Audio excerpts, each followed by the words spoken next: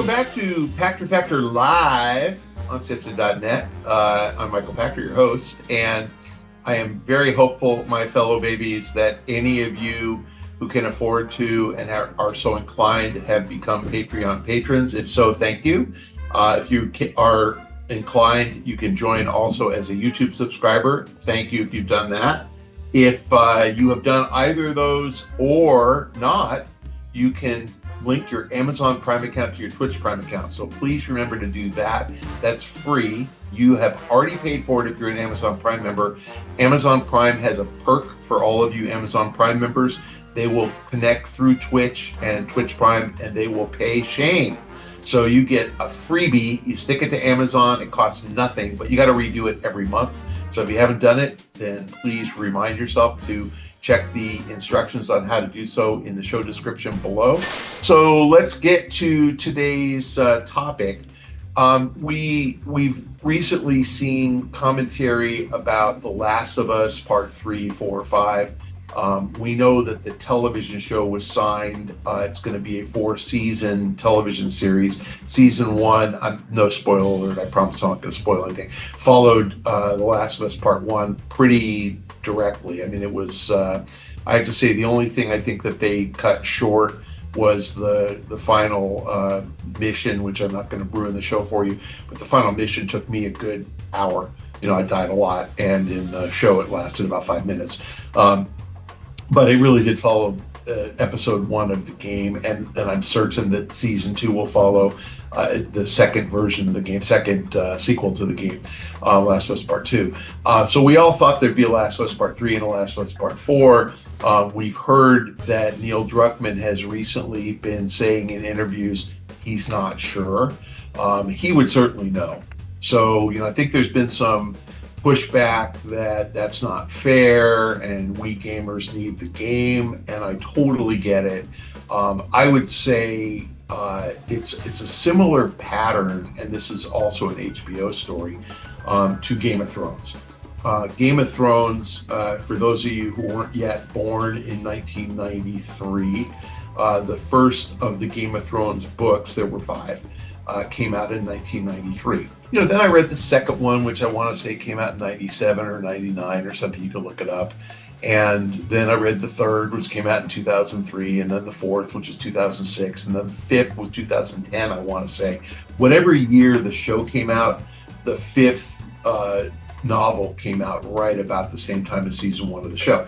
And of course, I read all 5 before I saw season 1 of the show. And after the 5th novel, the story wasn't done. So the show was on for 7 years, I think. So I think it was probably 2011 through 18, something like that. And, you know, I kept waiting for the 6th novel. And it got far enough along in the 5th novel that maybe it could have been done in 6. It kind of felt like it'd be 7. And the show, I think, went 7 seasons. And the show followed the books pretty well. You know, they changed some characters up, but the show ended up just continuing, and the novels didn't. And the author promised back in 2011 that there would be another novel. The TV show's over, and the novel hasn't come. And you can totally tell if you watch Game of Thrones that the last season was written by somebody different than the first 6. You know, people you thought would be good and live forever ended up being bad and dying, and it was weird. And I got really disappointed that he didn't finish the novels, but this gets me back to Neil Druckmann. Why didn't he finish the novels? Because he made a lot more money writing the TV show, and he got a lot more money on royalties from the TV show. And that's kind of what's going on with Sony. Sony owns the IP. You know, Naughty Dog is part of Sony. Neil Druckmann, this writer, is getting writing credits and is absolutely intimately involved in the TV show, will be for all 4 seasons. He's a great writer. He's a great game writer. He turns out he's a better TV writer. I mean, episode 3 of Last of Us, the first season, was about the best TV I've ever seen. I actually cried. And I don't even remember that being in the game. It may have been, but it was just great, and Neil wrote it. So, you know, more power to them. A season of a television series costs them less than a game. So you're talking about 100 million, 120 million cost, and they're guaranteed it back from HBO plus a profit, you know, so they're doing fine. as opposed to a game that could cost $500 million. Like, of course they're not taking a chance on a game. So, how do you feel as a consumer? You feel cheated.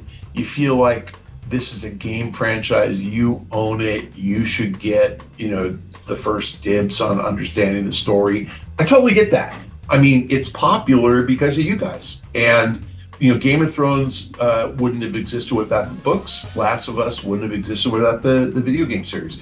So I totally get the feeling that this is ours. This is content on television adapted from another medium. It's our medium. We're the guys who made it famous and popular, and we deserve to know about it first. But that's just not how economics works. It's actually lower risk and cheaper to make a TV show than it is to make a game. And that's just sad, but that's true. Look at Dragon Age. They took a long time to make. It flopped. They lost money. Look at Concord. They lost money. Look at X Defiant. Look at anything else canceled. So this show, Pedro Pascal is like a big deal, and he probably is getting a couple million an episode.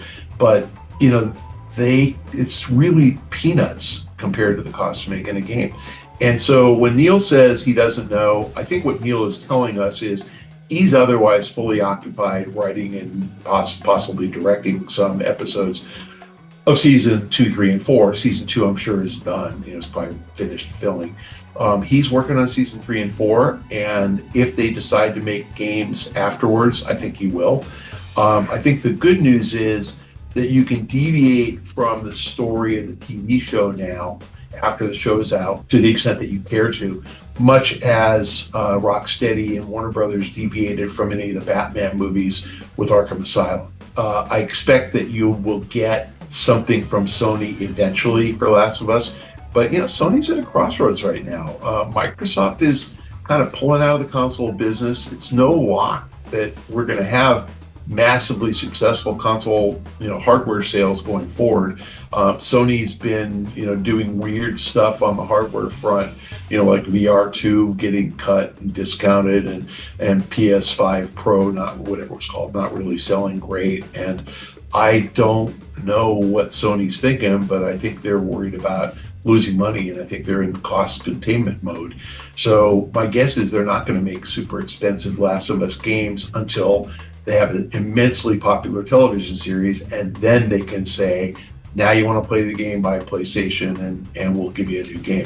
So they're expanding the audience through the TV series, which I think is smart. Sony has massive profit potential from games, but we're not talking about never making the game and foregoing the opportunity.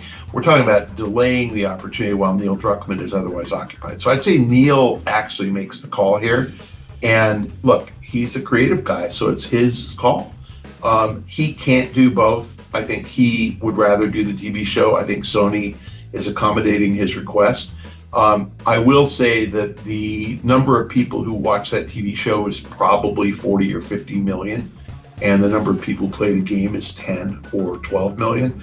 So, they're tripling or quadrupling their audience, which just means the next version of the game will probably sell 15, maybe 20, because they'll sell more units if there's a successful TV series that people are familiar with and want to buy the game. And I think it's a practical matter. This is just a function of Neil Druckmann can't be in two places at once. He's got to allocate his time and dedicate resources to making the television show a success if that's what he wants to do.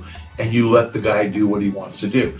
I mean, I think Neil's bias is he's going to be a television series creator and director for the next 25 years. And I think he's going to succeed at that.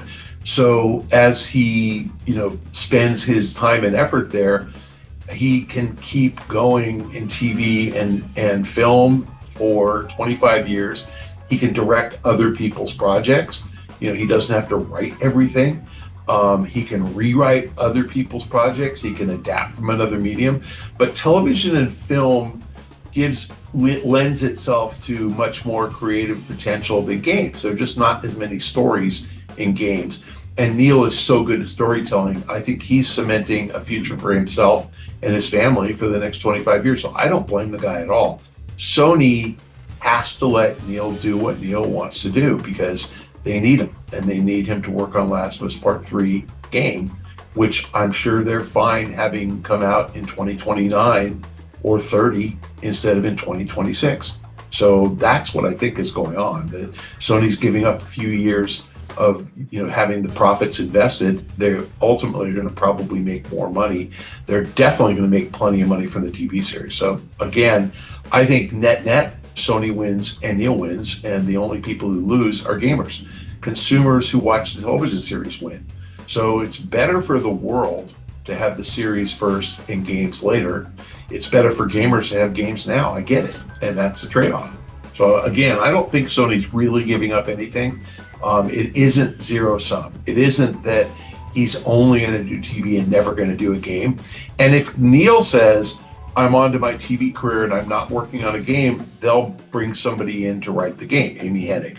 They'll find somebody who's good, and frankly, they'll have the script from the TV series to base episode 3 of the game on. I don't really think it's something that any of us have any control over.